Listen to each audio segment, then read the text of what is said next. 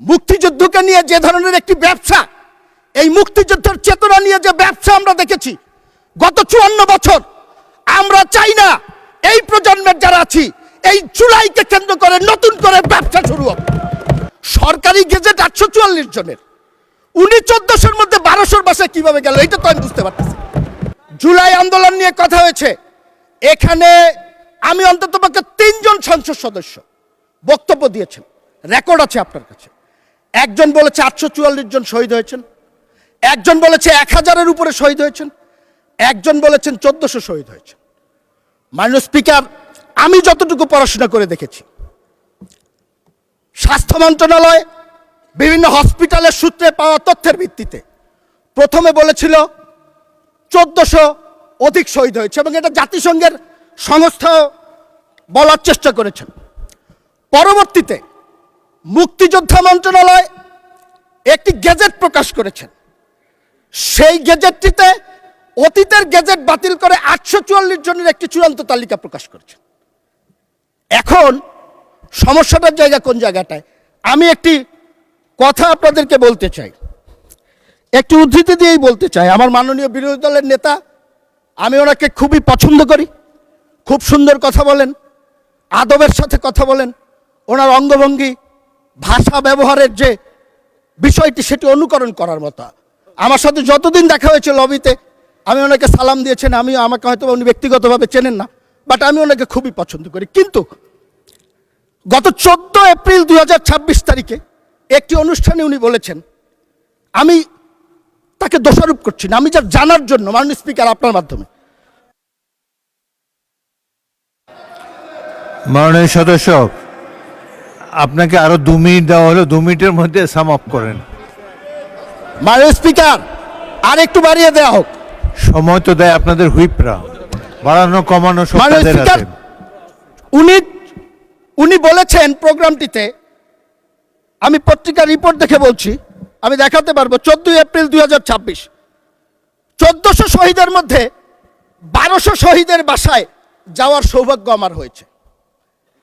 এখন মাননীয় স্পিকার, সরকারি গেজেট 844 জনের, উনি 1400-র মধ্যে 1200-র বাসায় কিভাবে গেল এটা তো আমি বুঝতে পারতেছি। এখন আমরা সংখ্যাটা জানতে চাই। উনি যদি যেয়ে থাকেন কোনো আপত্তি নেই, আলহামদুলিল্লাহ, কিন্তু আমরা প্রকৃত সংখ্যাটা জানতে চাই। আজকে জুলাই আন্দোলন হয়েছে 1 বছর 2 বছর হয় নাই, এখনই স্মৃতির বিস্মৃতিতে অনেক কিছু হারিয়ে যদি যায় 10 বছর 20 বছর পরে এই ইতিহাস বিকৃতি কোথায় গিয়ে পৌঁছবে? মুক্তিযুদ্ধকে নিয়ে যে ধরনের একটি ব্যবসা, এই মুক্তিযুদ্ধের চেতনা নিয়ে যে ব্যবসা আমরা দেখেছি গত 54 বছর, আমরা চাই না এই প্রজন্মের যারা আছি এই জুলাইকে কেন্দ্র করে নতুন করে ব্যবসা শুরু হোক। এই ব্যবসা বন্ধ করার জন্য প্রকৃত ইতিহাস, কতজন শহীদ হয়েছে, তাদের রাজনৈতিক পরিচয় কি আমরা জানতে চাই। আমরা তো রাজনৈতিক পরিচয়ের কথা বলেছি, এবং উনি আরেকটি কথা বলেছেন, আমার মাননীয় বিরোধী দলীয় নেতা, শহীদরা সবাই শিক্ষিত ছাত্র বা রাজনীতিবিদ নয়, তারা খেটে খাওয়া মানুষ, সাধারণ মানুষ। ভালো কথা, কিন্তু এই শহীদদের একটি বড় অংশ আমরা সবার অবদানকে স্বীকার করি, কিন্তু এই শহীদদের বড় অংশ তো রাজনীতিবিদদের আহ্বানে এখানে শরিক হয়েছেন। এই নেতৃত্বের অধীনে এই সংগ্রামে যারা শরিক হয়েছেন তাদের অস্তিত্বকে যদি আপনারা অস্বীকার করেন। মাননীয় প্রতিমন্ত্রী 2 মিনিটে শেষ করেন এবার, ফাইনালি ক্লোজ। থ্যাংক ইউ মাননীয় স্পিকার। তাদের অস্তিত্বকে যদি আমরা অস্বীকার করি তাহলে শহীদদের উপরে এবং যারা আহত হয়েছেন তাদের উপরে আমার মনে হয় একটু অবিচার হয়ে যাবে। সর্বশেষ 2 মিনিটে একটি কথা বলবো মাননীয় স্পিকার, সেটি হলো বাক স্বাধীনতা কিংবা মত প্রকাশের স্বাধীনতা সবার আছে।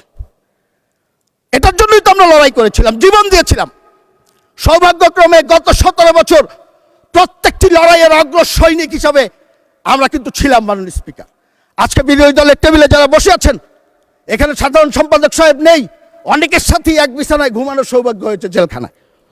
তো সেই জন্য বলতে চাই, আমরা বাক স্বাধীনতায় বিশ্বাস করি। আপনি সরকারের সমালোচনা করবেন, সরকার ভুল করলে বলবেন, সমালোচনা করবেন, কার্টুন করবেন, কিন্তু আমার নেত্রী মারা গেছেন, তাকে উদ্দেশ্য করে যদি আপনাদের কর্মীরা কোনো অশালীন বক্তব্য দেয়, আবার প্রধানমন্ত্রী আছেন, তার অবশ্যই সমালোচনা করা যাবে। সেটি নিয়মের মধ্যে করেন। ব্যক্তিগতভাবে, পারিবারিকভাবে আমাদের পরিবারের সদস্যদের বিরুদ্ধে যদি এইভাবে উচ্চারণা করা হয়, সেটি কিন্তু আমাদের জন্য দুঃখজনক। এবং একটি কথা বলবো, সেটি হলো যারা এই কুচ্ছারটনা করেছে, আপনারা এখানে অনেক সুন্দর সুন্দর কথা বলবেন, আমরাও শুনতে চাই, আমরাও কাজ করতে চাই আপনাদের সাথে, কিন্তু যারা কুচ্ছারটনা করেছেন আমরা তো দেখলাম আপনারা তাদেরকে পুরস্কৃত করেছেন। আপনারা পুরস্কৃত করেছেন যিনি কুচ্ছারটনা করেছেন, অশ্লীল মন্তব্য করেছেন, তার পরিবারের সদস্যকে আপনারা সংসদ সদস্য করেছেন। কি প্রমাণ করতে চান আপনারা? কি দেখাতে চান আপনারা? আমরা এখনো বলবো, একসাথে কাজ করতে চাই, আপনাদের সাথে কাজ করতে চাই। যে স্বপ্ন নিয়ে 24 জুলাই অভ্যুত্থান হয়েছে, সেই অভ্যুত্থানের চেতনাকে বুকে ধারণ করে আপনাদের সাথে সরকারি দল এবং বিরোধী দল একসাথে কাজ করতে চাই।